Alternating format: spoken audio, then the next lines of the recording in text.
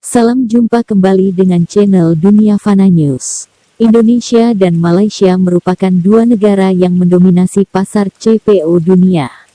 Menurut data Direktorat Jenderal Perkebunan Kementerian Pertanian, pada tahun 2017 total lahan sawit di Indonesia mencapai 14,04 juta hektar, sedangkan menurut data The United States Department of Agriculture (USDA) atau Kementerian Pertanian Amerika Serikat, Malaysia memiliki 5,3 juta hektar.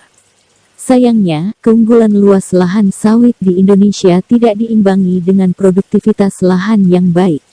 Malaysia memiliki produktivitas lahan sawit sebesar 3,96 ton hektar per tahun, sedangkan Indonesia hanya memiliki produktivitas lahan sawit sebesar 2,70 ton hektar per tahun seperti dilansir dari situs Coaction Indonesia.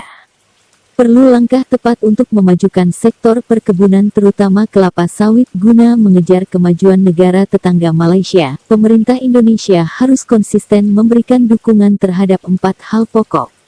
Menurut admin Dunia Fana News, Presiden Jokowi disarankan untuk mengambil 4 langkah strategis demi mengejar kemajuan perkebunan Malaysia seperti diungkap oleh pakar pertanian Dr. Insinyur Agus Pakpahan yang dilansir dari situs Arta Ekonomi berikut ini. Menurut Dr. Insinyur Agus Pakpahan menekankan pentingnya dukungan kebijakan pemerintah dalam memajukan perkebunan yang diyakini sebagai sektor masa depan dan menjanjikan, maka dia lantas memaparkan 4 hal pokok yang memerlukan topangan kebijakan pemerintah. Pertama, kebijakan pembiayaan sumber daya manusia (SDM) serta penelitian dan pengembangan atau Research and Development (R&D).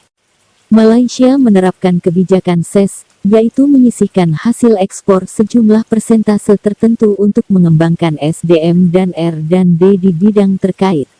Misalnya, hasil ekspor sawit disisihkan untuk membiayai pengembangan SDM dan R&D sektor sawit. Kedua, kebijakan pembangunan suprastruktur, seperti peraturan perundangan di bidang perdagangan dan pemasaran komoditas. Sebagai penghasil CPO, minyak sawit mentah terbesar dunia, Indonesia harus bisa menjadi pusat perdagangan CPO dunia. Ketiga, lanjutnya, membangun model Federal Land Development Agency (FLDA) Malaysia untuk diterapkan di Indonesia dalam mengelola kebun-kebun sawit dan karet milik petani. Keempat, mewajibkan perusahaan besar yang beroperasi di Indonesia untuk membangun industri hilir di wilayah NKRI. Untuk mewujudkan hal itu, pemerintah perlu memberikan dukungan antara lain berupa insentif.